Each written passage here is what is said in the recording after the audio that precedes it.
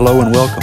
You're listening to the Bump Podcast, a place for the believers of the unexplained, monsters, and paranormal. Join us, and we'll go face to face with what goes bump in the night.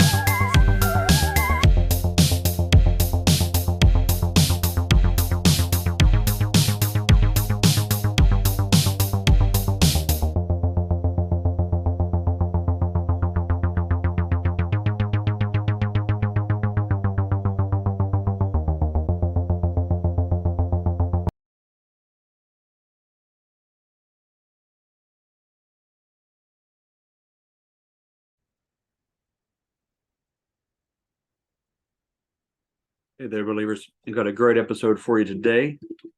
This week, if my microphone doesn't fall, we're bringing on Paul Stobbs to the show. Paul, I was put in touch with through Vicky Joy Anderson because I had made a post on Instagram asking where did this theory about the Nephilim being depicted modern day by clowns, by like as a caricature of what Nephilim were, and because I didn't find it as funny. I looked at it like this makes sense.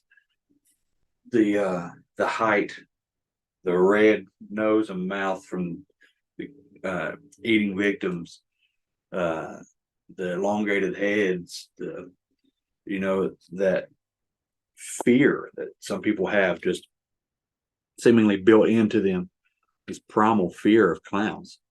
It made sense to me. So I posted this thing on Instagram, and Vicky Joy Anderson was like, hey, I can get you in touch with the guy who come up with this like a decade ago, when he had this revelation. So I was like, yeah, I'm all about it.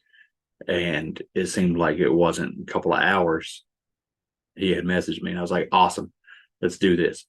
And then it took me 3 or 4 weeks to find a day that I could schedule for us to be together, and it worked out. Thank God it worked out. But in this last month, I've seen him everywhere on all these podcasts. I'm like, man, did these people swoop me? He popped up on all these other shows because they had an opening in their schedule and got to him before I did, or is it just that I'm late to the game to find out about all this? I mean, if he found out 10 years ago, I guess I'm late to the game anyway. But let's bring Paul on. I'm interested in this. I'm sure that this won't be the only thing we discuss. You know how the show goes. We start on one topic and we find ourselves all over the place, and I love it, and I wouldn't change it for nothing. And I definitely won't turn back now that we've gotten this far. You know what I mean?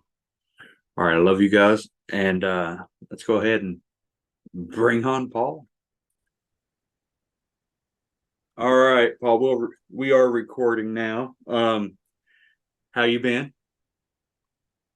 I've been okay, thank you. Yeah, not too bad. I actually, well, I tell a lie. I had a stint last week where I got rushed to the hospital because I had a bit of chest pain, which isn't very good. But it turns out I had high blood pressure, and I'm currently also waiting to see something about my blood having high iron levels. So in terms of health, I've had a few minor issues here and there, but other than that, I'm relatively young, fit, and healthy. So I've not been too bad. No, but yeah. High iron. I haven't heard anybody have too much iron. I hear a lot of iron deficiency here. My wife, one of them, she's like anemic, low iron. But yeah, it's more common usually for Northern Europeans like myself, very pale people, to have low iron. Yeah, but it's also very common for people who are of Northern European descent, like myself, to get this thing called the curse of the Celts. And it's this issue of hemochromatosis, it's called, where your blood has too much iron in it because your body doesn't break it down properly. It doesn't get rid of it. And the only cure is to have your blood drained every so often. No. So that's something that I'm going to have to maybe have done. I don't know. I'm still waiting to see a specialist to get officially diagnosed. But the funny thing is, this potential diagnosis comes 2 weeks after I made a video talking about this particular problem that Northern Europeans have when talking about the Nephilim clowns. Funnily enough, it was just a strange coincidence. But I was looking into theories of why clowns have big red noses and how that relates to the Nephilim in some way. And one thing I came across was this curse of the Celts, and people with incredibly pale skin can suffer from extreme rosacea, which is kind of like an offshoot of this hemochromatosis issue. And people with extreme versions of it, this curse of the Celts, end up getting something called a rhinophyma, which is a big bulbous red nose. Yeah. And so I was doing this research into this particular blood disease, and then 2 weeks later, like I find out I may potentially have it. So I thought that was quite interesting and bizarre. I already kind of knew all about it when the doctor was telling me, I was like, oh, great. Yeah, freshly researched. Yeah. Yeah, exactly. Yeah. So, we'll call it divine providence or something. I don't know. But maybe I don't have it. Like I said, my blood tests have come back with high iron twice now. So they're going to go and do some more tests and see what's going on there. But maybe it's just a random blip. I don't know. We don't know yet. But just interesting. Yeah, absolutely it is. Let's hope for the best. And if high iron, I guess a vampire wouldn't want that in their diet if they're going to drain you. I guess that'd be the no highly metallic blood. I think that the side effects apparently it's quite bad actually. If it gets really bad, it can be basically you get metal clumps forming in your organs. All the iron forms together, and you get little metal hard pieces in like your liver and your heart and your pancreas and things like that. And that's where you have some serious problems. And then what comes with that is liver failure, which obviously leads to jaundice and all sorts of things. But we've done tests internally, and I don't have any major issues or no X-ray has shown any metal deposits in my blood yet. But luckily, if you catch it early, you can prevent all that from happening before it gets to that point. So we'll see. We'll see. Well, thank the Lord. Yeah, we'll definitely keep you in my prayers, man. For sure. Oh well, thank you. I appreciate it. So, Paul, take me to the beginning, man. I told the audience before I brought you on that we're going to discuss your theory that you come upon this, had the revelation of it a decade ago, of a connection between the Nephilim, the Genesis 6 Nephilim, and modern day clowns, how they are a depiction, characterization, a caricature maybe of the Nephilim. That's correct. How did you come upon that? And just walk me through like the beginning of all this. What's the origin story of this, man? It's a really hard story to tell. I'm not gonna lie, and I've tried to tell it so many times. I feel like I always miss something or jump around. But you're right. The genesis of this idea did kind of begin to form in like the 2013, 2014 time of my life. I was a heavy psychedelic user during that period. I had graduated university in 2014. So those 3 years leading up to that, 2011, 12, and 13, I was at university studying art and design. So I've always been a creative person, a painter, sculptor, drawing, and anything artistic related was what I do. I have my degree in fine art. And in stereotypical fashion, I was taking a lot of drugs during that time as well. I was a walking, talking artistic student stereotype, basically. And I was very much in that new age Gnostic worldview of consciousness exploration, trying to get into other realms and communicate with beings and things like that. And I just wanted to know more. I wanted to see more from life, and I thought the answers were within these psychedelic experiences. So I was going pretty hard, a heavy cannabis user as well. I wasn't raised a religious person. You know what I mean? I led a very secular life. Right. And my parents were never particularly forceful about any religion at all. They themselves were agnostic, I suppose. They had some vague belief, I suppose, but they never talked about it. It just wasn't a thing. My grandma was devout Catholic, so that's kind of my only insight to any form of organized religion I'd ever had. But I didn't pay any attention. And I suppose I grew up kind of atheistic, went down this whole consciousness exploration. There's clearly a spirit realm and something weird going on. My artwork was obsessed with sacred geometry, and the flower of life and platonic solids and all that sort of stuff. So I was drawing a lot of stuff like that at the time as well. And what I'm trying to say is I've always been able to see patterns in things because I'm quite a creative mind. Right. Do you know what I mean? I've always been kind of a holistic thinker. I'm not very good with maths because it's too specific and it's too rigid. You know what I mean? And it's not that I can't do it. I get bored with it and my attention wanes very quickly. But I like anything that involves trying to see a pattern in things, or seeing the bigger picture of ideas. So during university, I kind of ended up going down this route of researching conspiracy theories. And I made it a thing about my artwork, because inevitably, because I was in this new age Gnostic worldview, I was watching videos about all sorts of things that inevitably led to me watching conspiracy videos. It's kind of, they're all connected in that respect. And there was this build-up happening towards the end of the world in 2012, the Mayan calendar ending and all that kind of thing, and it caught my attention. And there was loads of speculation about what was going to happen there. The more new age angle was that there was going to be a consciousness shift in humanity, and people were going to vibrate to the fifth dimension, all this sort of thing, and become the light bodies. And I don't know, there's also the crazy ideas about what was going to happen then. But I was researching all this and I was like, what's making people think this? What is happening? What is all this conspiracy stuff actually about?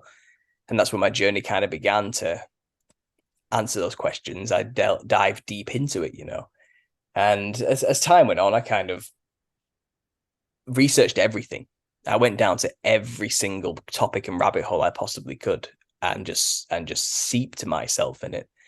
And I was a sponge. I wasn't questioning any of it. I was just taking it all for what it was. You know what I mean? And I was taking each theory to its logical conclusion if you were to fully believe it to be true, And I loved it. I just loved that freedom of exploring these ideas and making all these connections and theorizing about what it could possibly mean and everything like that, And I was, like I said, during this time when I was doing this, it became a university project. My artwork became about all this stuff. Right. And I was heavily in this psychedelic world at the time as well, So it all kind of clicked into place for me in that way. But I when I left uni, I had this channel with a relatively small following, but I still had this channel, and I had all these thoughts and ideas that I wanted to continue to explore. But I'd found no answers in the new age Gnostic perspectives that were satisfactory for my own spiritual journey. The drugs were starting to take their toll mentally and physically. My heart was empty and broken and voided. You know what I mean? I was disillusioned with everything. Mm-hmm. And I was kind of at rock bottom after university. I had no direction. I didn't know what I was supposed to be, what I was supposed to do with my life or anything, And obviously I was also terrified of the world and existence because of all this conspiracy stuff I'd just been researching for years. And I was quite jaded and broken down and beaten down, basically. And I'd done enough research by this point to know that there was this Christian angle to everything, the Christian explanation for what the conspiracy is all about. Mm-hmm. And I kind of tiptoed around it. I danced around the idea and never really wanted to go into it because I was under this preconceived notion that Christians are idiots, who can't know anything possibly of reason because they still believe in a stupid sky daddy sand people religion, Right. I had all these stereotypical stupid myopic opinions about the matter, and I believe myself to be a god, for all the new age Gnostic psychedelic worldviews I kind of held. And my pride was kind of holding me back from humbling myself to want to actually consider that maybe it's not about me, maybe I'm not the center of the universe, experiencing itself through an individual's consciousness vessel or something like that, Right. Yeah. But but I was broken. I was at this point. I had been listening to a few sermons and lectures and dabbling with it, and going down the Gnostic ideas, but none of them were satisfactory either. And I got to this point where told this story before, but I was basically at a stag party for my brother-in-law, who's obviously getting married to my sister, and I was at his party before the wedding, and we were in a different city, and there was quite a lot of us there, and I was in this hotel room one night, after a lot of drinking and all this sort of stuff. The next day, should I say, I was just done, and I was like, right, the party's over. I've got to go back and pack up from uni. I don't know where I'm going to go next, type of thing. And I was kind of at the end of my tether. I couldn't cope anymore. Basically, I basically asked God to help me. It was my last ditch effort of trying to find some meaning in life, and some direction, and what am I supposed to do? What's all this stuff about? I've researched. What's it for? What can we do? And I just needed help. So I asked for help from God. I had nowhere else to turn. And I said, I'm giving myself over to you. I'm in your hands now. This is it, do with me whatever you need to do. Help me. I'm a mess. I'm a drug-addled mess. My brain's messed up, basically. And I'm full of all these thoughts and ideas that bring me nothing but pain and suffering. And it's kind of like, well, show me the way, basically. And I basically had a bath, and I basically baptized myself, I think, because I hadn't had a bath since I was a child. I only ever lived in a place that had showers and a shower cubicle, but no bathtub. And I just basically, after asking for all this help, and I went under the water, and I had this rush of energy rush through my chest and my whole body, like electricity. And I just jolted out of the bath, and I was like, what is that? And I was looking at myself in the mirror, and I thought I was having a panic attack or something, but it wasn't scary. You know what I mean? It was a good feeling. Yeah. It was power, in a warm, comforting sense.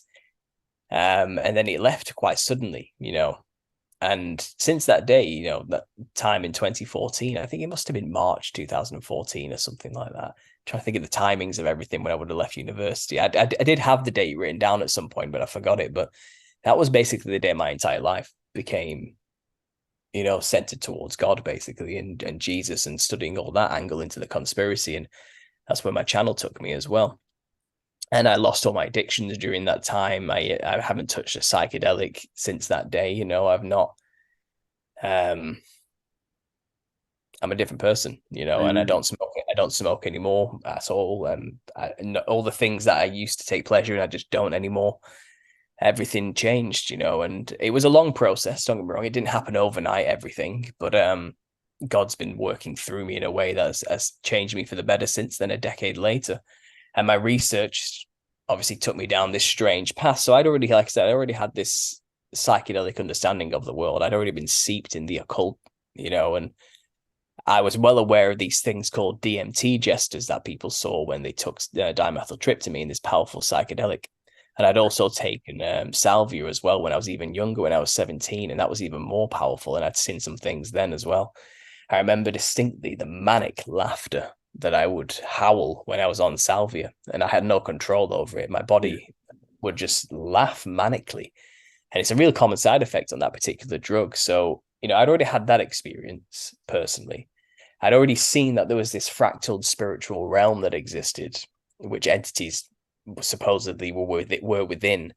I was blessed enough not to have to encounter any of them, but I saw the realm where they would have been, if you get what I mean. And I felt like I was being protected, to be honest, the times I was there. Maybe God was letting me see just to prove a point that it's real, But not long after, I kind of stopped all this. You have these things like called flashbacks, I suppose they're called, if you do psychedelics quite a lot, where you kind of keep zipping randomly into the psychedelic realm without wanting to be there, and you're not even on anything. It just happens. Oh wow. And I think I had one, basically. I think that's basically what happened to me as I was drifting off to sleep one night. So this would have been around maybe the 2015 period, a year after everything I just explained, after being basically saved. I had this vision come to my mind, and it was this enormous jester, basically. And I was looking up at this jester, this black and white line fractaled being with a big, wide, pink, purpley lipped grin.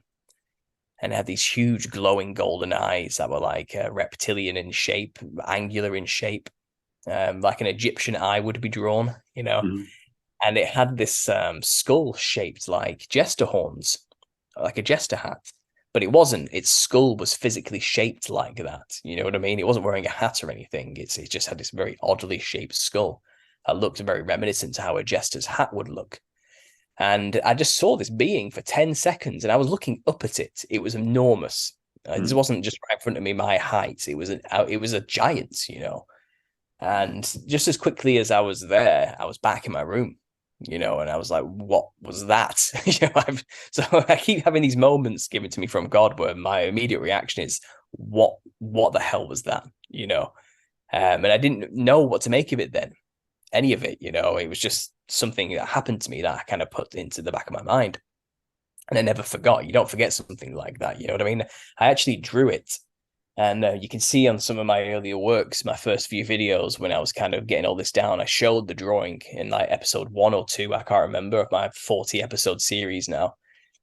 Yeah, I showed the drawing of what I saw, and you can see it's this black and white fractal patterned being. So again, a year goes by, and I have this nightmare as well, where I'm being chased by this ribbon wielding Hatman character. He looks like a pimp with a cane, basically, wearing this huge purple trench coat and a wide-rimmed fedora hat. But it had these multicolored ribbons just beaming off the back of him into the wind, you know. And I had this nightmare where I was drinking tea with my dead relatives. And then suddenly I get a phone call in this dream, and it's this person saying, "You owe me something. I'm coming for you now. Don't think I forgot about it." And I suddenly remember making a deal with this person about something where I'm at a festival and I'm suddenly on stage in front of thousands of people. And so this is a dream I had about this character years ago. Suddenly I remember this really old dream in another dream where I'm being called by the person I made that deal with years ago. So it was a very Inception psychedelic moment, you know what I mean? Then suddenly on the horizon is this Hatman figure chasing after me, coming for me, you know, and I'm terrified of it. And I've never felt pure evil more than when I wasn't being chased by this thing, you know. So this was another experience I had. You know, I had to wrench myself awake. It's like I was being suppressed, like I couldn't wake up, you know what I mean? And I had to scream to wake up from this experience. And I did just before he got me, you know, and I felt like if he got me, I would die. That's what it felt like at the time. I could feel my soul being taken away from me, if you get what I mean, the closer he got. Yeah. And then I had another experience where I was in my living room. Nothing was happening. Nothing of special was happening. I was just watching TV with my dog sat next to me late in the evening. And then suddenly the room starts to spin into a black void. And it's like from the edges of my vision, it was getting blacker and blacker as it kind of spun into this weird vortex mandala psychedelic pattern in front of me. And I felt my body kind of being twisted with it. And like I was being, again, like my spirit, my very essence was being pulled out of me. And I felt like I was dying. Like I felt like I am going to die. Something is trying to kill me right now. And I literally just said, "Jesus, please help me." That's all I could think to say. And I had to force that out. It's like sleep paralysis effect where you struggle to move your muscles, you know. And just as soon as I finished saying "help me," it stopped, you know. So I've been having these weird moments for like these few years up to 2016. Like I said, I had Jester vision, I had this Hatman nightmare, I had spiritual attacks where they were trying to kill me.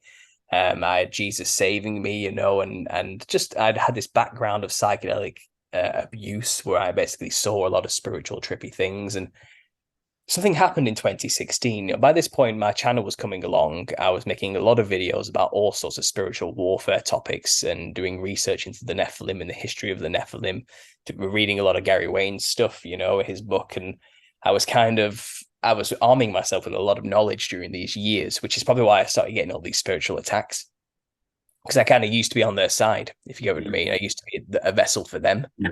And now I'm kind of researching about Jesus and I've got filled with the Holy Spirit. I don't think they were happy about that. I think like they felt like they'd lost a key player in the army, in a way. Yes. And now I look back on it in retrospect, it feels like that's probably what was going on, why I was so heavily attacked during that time. But that I don't get attacked like that anymore. It stopped. So I think I've edified myself in my faith enough to kind of be protected.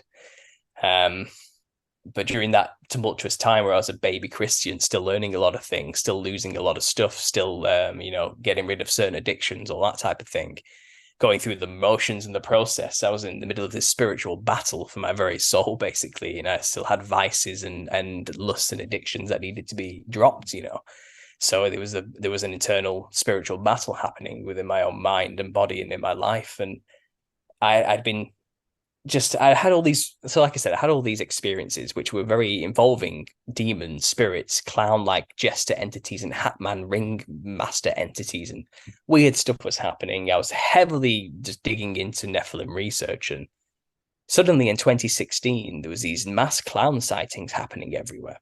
I remember that. Yeah, and obviously you remember they were basically creepily standing in the middle of the woods next to children's parks or on street corners holding balloons and just being menacing, just staring at people and waving at them creepily, There's many videos out there of them attacking people, but I think a lot of that was staged, but they still made it to the mainstream narrative of people dressed like clowns are going around scaring people. And as soon as I saw the news reporting on this, I couldn't help but think then there's a reason for that. The news and the mainstream media is a controlled thing, and they don't show something unless there's a purpose. And if the media is showing us this super creepy mass clown sighting thing and they want us to know about it, there's a reason. There's a reason they want us to see it. This is all I could think. Nothing's by accident with these people. Everything's a symbol. Yes.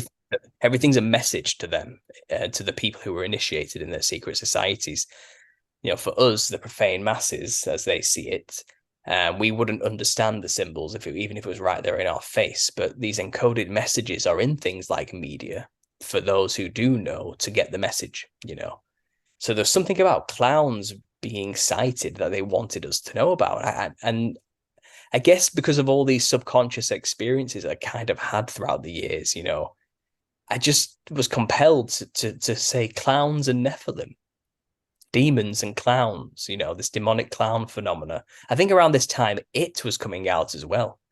There was a lot of clown stuff happening during that period. People were referring to the world as clown world with the rise of Donald Trump and that meme culture with Pepe the Frog. All that kind of stuff was happening around this time. The clown was just becoming a prominent image in the consciousness of all of mankind. Everyone was aware of the clown during this time. And it's kind of like people were arguing, no, the jester archetype is manifesting through humanity to help transition us through a time of change and make jokes and levity about harsh realities or some nonsense like that, some Gnostic interpretation nonsense, And I couldn't help but think, there's something here I'm supposed to see, So I just typed into YouTube at the time, Nephilim clown.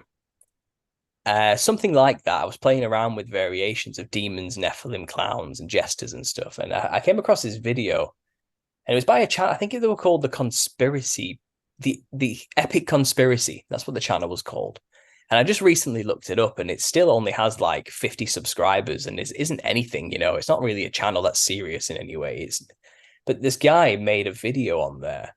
Whoever made this Epic Conspiracy channel, he made a video where he was saying the truth about the ancient Nephilim, and he made this mockery video about biblical concepts. So he wasn't a Christian. He was making fun of Christians. He was making a conspiracy video that was a parody of a conspiracy video. Right. Yeah. And he was talking about the Nephilim and describing them as having red hair and white skin and all this sort of stuff. He was making sly little jokes here and there as he was doing it.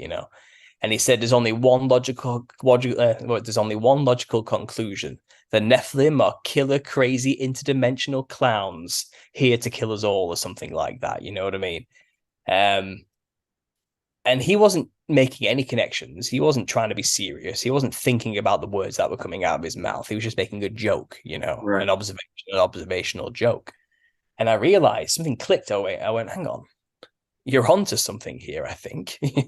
Yeah. So I rolled with it, and I started just looking into the connections of the clowns and the Nephilim, and all the connections just started to roll, and here I am now. Since then, since 2016, I think, maybe it was late 2016 when I made the first video. I'm here now, like 7 years later, and I have 40 episodes and hours of research dedicated to explaining and showing how the clown is a purposefully created Western symbol for secret societies to reference the Nephilim.